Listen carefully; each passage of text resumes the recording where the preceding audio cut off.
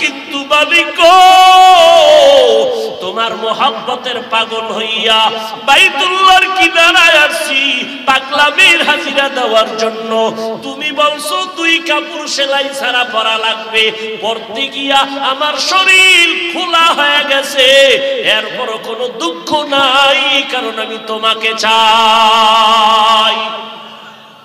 আমি কারে চাই? ও বান্দা, আল্লাহর পাগল হও। মক্কায় গিয়া মানুষ আল্লাহর পাগলের সাজে সাজে দুনিয়ার সাজ বাদ দিয়া আল্লাহর রঙে রঙিন হয়। আল্লাহ কয় টুপি খুলিয়া ফালায় দিছি। দুনিয়াতে এখন যদি কয় হাফিজ ভাই টুপি খুইলা বয়ান করো, ওর সাথে আর কথা হবে আমার জীবন? কেউ যদি হাফিজ ভাই জামা খুইলা গেঞ্জি গায়ে দিয়ে বল, ওরে আমি জীবনে মোহাব্বত করব, বলেন না কেন? সেখানে গিয়ে যে টুপি ফালাইয়া দিলাম, সেখানে গিয়ে যে জামা কাপড় খুললাম, সব কিছু খুলে দিলাম। এইবার 2 কাপড় পরলাম এমন ভাবে আমার শরীর কেউরে আমি দেখাইতে লজ্জা পাই। গোসল করি গেঞ্জি গায়ে দিয়া লোকালয়ে যদি থাকি, হ্যাঁ, তাও কোথাও না একটা পর্দা দিয়ে আমার আটকাও, নাইলে মানুষ আমার শরীর দেখবে। আর সেখানে গিয়া 2 কাপড় পরতে গিয়া পারি না, বুঝি না, শরীরের অর্ধেক দেখা যায়। কেন? আল্লাহর রঙে রঙিন হইছি, আল্লাহ চাইছেন এভাবে হ। এতে যদি তোর পাগলামি আরো বাড়ে, কেউ যদি তোরে পাগল কয়, তো তোরে তো পাগল বলবে আমার পাগল, তুই তো দুনিয়ার পাগল। আর আমার বন্ধু মুহাম্মদ না কইছে এত বেশি আল্লাহর ইবাদত কর যেন মানুষ পাগল বলে। অতএব এই পাগলামিও যারা বুঝে না, কোনো আলেম, কোনো টুপিওয়ালা, এর ঈমান ও রুহানিয়তের ঘাটতি যথেষ্ট পরিমাণ। আল্লাহ হেদায়েত দান করুন। ভাইরা আমার, আল্লাহ তাআলার মুহাব্বতের হাজিরা দেয় বাইতুল্লাহর মধ্যে হাজী সাবরা। আল্লাহ পাক সেখানে আপনাদেরকেও আমাদের বারবার যাওয়ার তৌফিক দান করেন। ধনী লোকেরও একই হালাত, গরিবেরও একই হালাত, সবাই হাজিরা দেয় কি কইয়া? লাব্বাইক আল্লাহুম্মা লাব্বাইক। ধনীও খায় আমি আল্লাহ হাজির, গরিবও খায় আল্লাহ আমি হাজির। কেন আসছো? কোনো খবর নাই, তুমি আইতে কইছো আইছি। কি লাগবে তুমি জানো?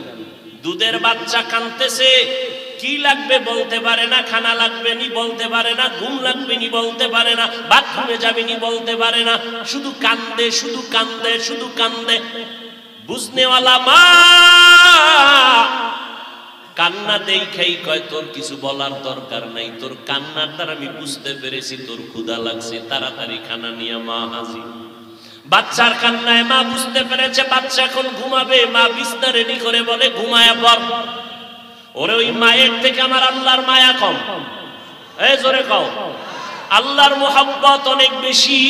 ও বান্দা, তুই বাইতুল্লাহর কিনারায় গিয়া পাগলের মতো লাফাইতেছো, লাব্বাইক আল্লাহুম্মা লাব্বাইক, আল্লাহর ইশক আর মুহাব্বতের হাজিরা দিতেছো, আর বলতেছো আল্লাহ আমি হাজির। বান্দা, যদি তুই ডাকের মতো ডাক দাও, তোর বলা লাগবে না, টাকা লাগবে, বাড়ি লাগবে, সম্মান লাগবে, তোরে দুনিয়াতে সম্মান দিতে যা লাগবে আমি আল্লাহ সব তোর চাওয়ার আগে ব্যবস্থা করে দিব। আতিনা ফি দারে দুনিয়া না হাসান, আতিনা ফি দারে উকবা না হাসান, ইয়া গিয়াসাল মুস্তাগীসিন হদিনা লফতিখারা বিল উলুমে ওয়াল গিনা, হর গরি দেনে কো তু তৈয়ার है, जो न मांगे उससे तू बेजार है। ভাইরা আমার, এজন্য আল্লাহ তাআলার জমিনে কিছু মানুষ থাকবে, এরা টাকার পাগল না, টাকার আশেক না, দুনিয়ার আশেক না, এরা কার আশেক? এরা সব সময় শুধু আল্লাহকে তালাশ করবে, কই আল্লাহকে পাওয়া যায়। এইরকম আশেক এই জমিনের মধ্যে একজনের নাম আল্লামা জালালউদ্দিন রুমি রহমাতুল্লাহি আলাইহি। खुद ब खुद का मिलना शुद्ध मौलाना रूम ता गुलामे शम्स तबरीज़ी नशो। জালালউদ্দিন মুহাম্মদ রুমি রহমাতুল্লাহ আলাইহি 10,000 এই মুখস্থ করি যুবকেরা, কারণ টার্গেট জমিনে যুবক, ইহুদিরাও টার্গেট যুবক, খ্রিস্টানদের টার্গেট যুবক, বাতিল ভণ্ডদের টার্গেট যুবক। এদের কাছে টানতে পারলেই ওদের উদ্দেশ্য হাসিল হবে। অতএব সাবধান, ডাক আসবে চতুর্মুখী, হিসাব করতে হবে। বৃষ্টি পড়তেছে এখন প্রচন্ড, তোমার এই মুহূর্তে দরকার একটা ঘরে ঢুকবা, তাকায় দেখবা এতগুলো ঘর কেন ঢুকবো না, না একটা ঘরে ঢুকে যাও, ঢুকে এরপরে চিন্তা করো কোন ঘর থেকে পানি পড়ে না, যেটাই পড়ে ওটা বাদ দাও, অন্য ঘরে যাও। বুঝাইতে পারছি? আলেম ডাক দিছে, ডাকে তুমি সালামু আলাইকুম দিয়া তুমি সারা দিছো, যাওয়ার পরে যদি দেখো না এখানে রুহানিয়াত নাই, কান্নাকাটি নাই, এখানে কোনো আখিরাত মুখী আলোচনা নাই, কোরআন শরীফের মধ্যে হাসরের বয়ান নাই, আরে বলো কিয়ামতের বয়ান, জান্নাতের বয়ান, জাহান্নামের বয়ান, জিকিরের বয়ান, এই বয়ানগুলো কি করার দরকার নাই? নবীজি করেন নাই? এই বয়ানগুলো আলেমরা করবে না? তাহলে এই কবর হাসরের বয়ান নিয়ে যারা সমালোচনা করে যদি নজরে ধরা পড়ে, খোদার কসম তুমি তাকে ভেবে নিও সে ভণ্ড।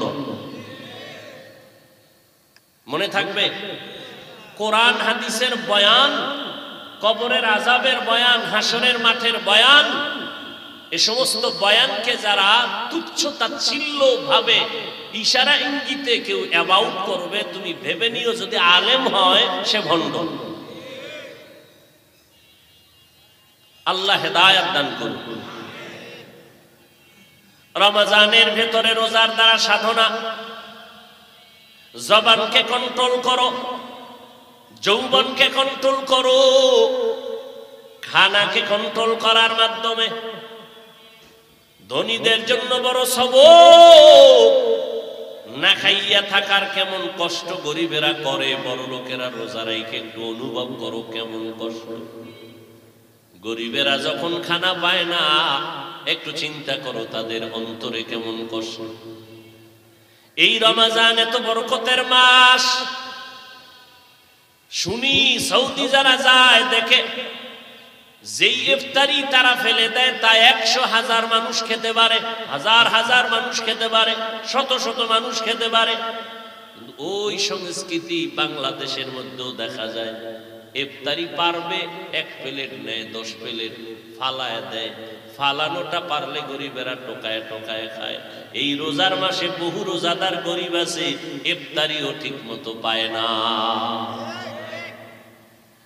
কোন রকম তরকারি নাই, মরিচ দিয়া হালকা ভাত খাইয়া রোজা রাখে। আর বড় লোকের খানা কুত্তায় খায়, ফালায় দেয়, কুত্তায় খায়, বিলাইয়ে খায়, গরিবের দেয় না। হ্যাঁ, আল্লাহ তাআলা রমজান দিয়ে সাধনা দিলেন, এক সবক, গরিবের হক আদায় করো। তুমি না খাইয়া টের পাইছো নি না খাওয়ার কষ্ট কেমন। গরিবেরা কষ্ট করে, গরিবের তুমি দেও, কারণ গরিবের দোয়া সাথে সাথে কবুল। নবীর হাদিস, ধনী লোকের 500 বছর আগে গরিবেরা জান্নাতে চলে যাবে। ধনী লোকের 500 বছর আগে গরিব জান্নাতে চলে যাবে। মক্কার মুশরিকরা কয় মুহাম্মদের দেখতে ভালো লাগে। এই যুবকেরা, মুহাম্মদের দেখতে ভালো লাগে, নবীজিকে দেখতে, মুহাম্মদকে দেখতে ভালো লাগে সাল্লাল্লাহু আলাইহি ওয়াসাল্লাম, কিন্তু কাছেও যাইতে মনে চায়, কিন্তু যাই কেমনে? এই সমাজের যত থার্ড ক্লাসের ফকিন্নি গরিব এরা সব মুহাম্মদের ঘিরে রাখছে। বুঝেননি কিছু? মুহাম্মদের আশেপাশে সব মূর্খ, সব গরিব, এরা অশিক্ষিত, এগো সামনে আমি যাই কেমনে? আল্লাহ কয় নবী খবরদার, আপনি ওদের কথায় কর্ণপাত করবেন না। ওরা বলে ওদের কাছে দাম নাই, কিন্তু গরিব এই মূর্খ লোকগুলোর আমি আল্লাহর কাছে দাম। কারণ ওরা টাকাওয়ালা হলে কি হবে, ওরা দুনিয়ার কুত্তা, কিন্তু এরা টাকাওয়ালা না হলে, গরিব হলে কি হবে, এরা আমি মাওলার ইশক আর মোহাব্বতের ভাগল।